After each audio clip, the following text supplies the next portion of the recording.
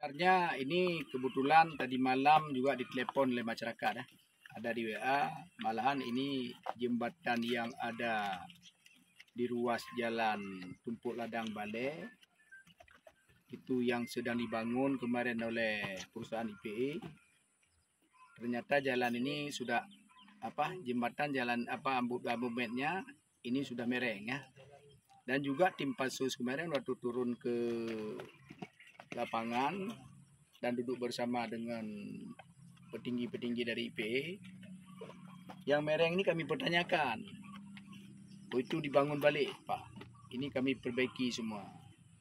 Tapi dari masyarakat bila lapor ni bukan diperbaiki, malah disokong, yang mereng ini disokong. Ini agak aneh. Kalau beton dia disokong nggak mungkin tuh, nggak mungkin kokoh. Maka paling tidak ini jalan keluarnya seperti disampaikan kepada kami janji dengan tim Pansus mau dibangun balik lah. Paling tidak koordinasi dengan PU, rapnya ambil sama PU. Ya, karena ini ruas jalan kabupaten, aset pelengkap Aceh Barat.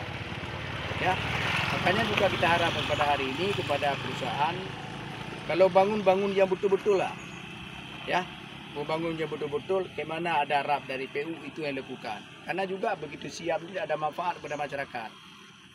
Jangan ada dengan hadir perusahaan, tambang ke Aceh Barat, jalan semua hancur, jembatan semua ambruk. Ini keudah aneh. Ya, makanya juga waktu hari ini kita tekan kepada perusahaan, ini harus dibongkar.